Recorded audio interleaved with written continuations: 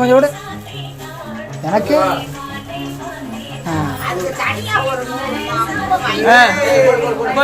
மாத்து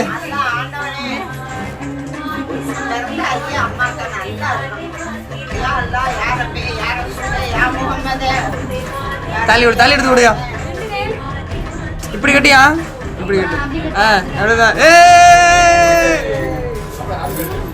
happy wedding. அப்படியே 2 பேரும் பாருங்க. Happy marriage லைஃபா. தஞ்சாவூர் மாவட்டம் பட்டுக்கோட்டை அருகே உள்ள நெய்வ விடுதி கிராமத்தைச் சேர்ந்தவர் பெருமாள். இவரது மகள் ஐஸ்வர்யா. பக்கத்து கிராமமான பூவாளூரைச் சேர்ந்தவர் நவீன். இருவேறு சமூகத்தைச் சேர்ந்த இவர்கள் பள்ளி காலத்தில் இருந்தே காதலித்து வந்துள்ளனர். படிப்பை முடித்த இருவரும் அதன் பின் திருப்பூரில் வேலை பார்த்து வந்தனர். திருமணத்திற்கு பெண் வீட்டு தரப்பில் கடும் எதிர்ப்பு காட்டுவார்கள் என்பதால் இருவரும் வீட்டுக்கு தெரியாமல் திருமணம் செய்து கொள்ள முடிவெடுத்துள்ளனர். அதன்படி 2 வாரங்களுக்கு முன்பு நண்பர்கள் முன்னிலையில் நவீனுக்கும் ஐஸ்வர்யாவுக்கும் திருமணம் நடந்துள்ளது. இது தொடர்பான வீடியோ ஒன்றும் வாட்ஸ்அப் குரூப்பில் பரவியதாக சொல்லப்படுகிறது. இந்நிலையில் பல்லடம் காவல் நிலையத்தில் பெண்ணை காணவில்லை என பெண்ணின் பெற்றோர் புகார் அளித்துள்ளனர். வழக்கு பதிந்த போலீசார் இது தொடர்பாக விசாரணை மேற்கொண்டு வந்த நிலையில் காதலர்கள் திருமணம் செய்து கொண்டது தெரிய வந்தது. ஐஸ்வர்யாவின் உறவினர்கள் போலீஸ் தரப்பில் பேசி ஐஸ்வர்யாவை மட்டும் சொந்த ஊருக்கு அழைத்து சென்று விட்டனர். இதைத் தொடர்ந்து ஐஸ்வர்யாவை அவரது உறவினர்கள் அடித்து துன்புறுத்திய வீடியோ ஒன்றும் வாட்ஸ்அப்பில் பரவியது.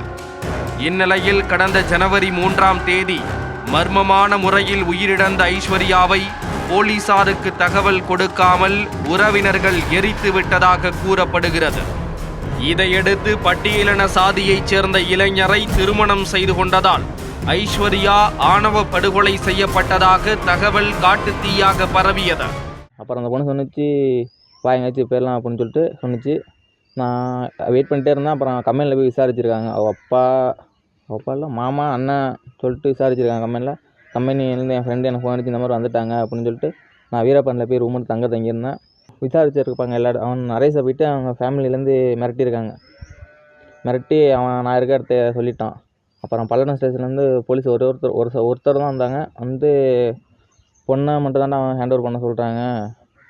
2 பேரும் ஃபஸ்ட்டு ஹேண்ட் ஓவர் பண்ண சொன்னாங்க. அப்போ நான் விசாரித்ததுக்கப்புறம் நான் அவர் பொண்ணை விட முடியாது சார், நானும் வருவேன் அப்படின்னு சொன்னதுக்கப்புறம் அவனை கொல்ல கூட தயங்க மாட்டாங்கடா, அப்படி இருக்காங்க, நீ வேணாம் நீ போயிடு, நான் பொண்ணை மட்டும் எங்கள்கிட்ட ஒப்படைச்சிட்டேன், நீ ஊருக்கு போய்ட்டு உங்கள் ஸ்டேஷனில் கம்ப்ளைண்ட் கொடுத்து பொண்ணை நீ என்னாலும் பண்ணிக்குவாங்க போய்ட்டு அப்படின்னு சொன்னதுனால நான் பொண்ணை விட்டேன் சார். அவர் ஃபோன் நம்பர் எழுதி கொடுத்தா சார். நானும் அங்கேருந்து காரை ஃபாலோ பண்ணி தான் சார் வந்தேன். திருப்பூர்லேருந்து ஊருக்கு நான் சிங்கிளாக பைக்கில் காரை ஃபாலோ பண்ணி தான் சார் வந்தேன்.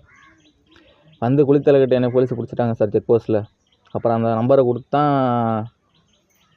அவங்க போலீஸுக்கு போனிச்சு பேசி நான் வந்துட்டேன் சார். அதுக்கப்புறம் வந்து செங்கிப்பட்டிக்கிட்ட காரை மிஸ் பண்ணிட்டேன் சார். செங்கிப்பட்டியை தாண்டி காரை மிஸ் பண்ணிட்டேன். திருப்பி கரம்பூர்லேருந்து காரை பிடிச்சிட்டேன் சார். இந்த மாதிரி அந்த பொண்ணை கொண்டுட்டாங்களாம் அப்படின்னு சொல்லி கேட்டாங்க சார். தெரிலடா அப்படின்னு சொல்லிட்டு நான் பாதி தூரத்தில் பைக் எடுத்துகிட்டு போனேன் சார் ஊருக்கு. எங்கள் அப்பா ஃப்ரெண்டெல்லாம் வந்து கூட்டிகிட்டு வந்துட்டாங்க சார். திருப்பிங்க வந்ததுக்கப்புறம் எங்கள் வீட்டில் சண்டை போட்டு விசாரிச்சதுக்கப்புறம் தான் சொன்னாங்க உண்மையாக அந்த பொண்ணை கொண்டுட்டான்னு சொல்லி சொன்னாங்க. இது குறித்து வாட்டாத்திக்கோட்டை போலீசார் கொலை வழக்கு பதிவு செய்து விசாரணை நடத்தினர்.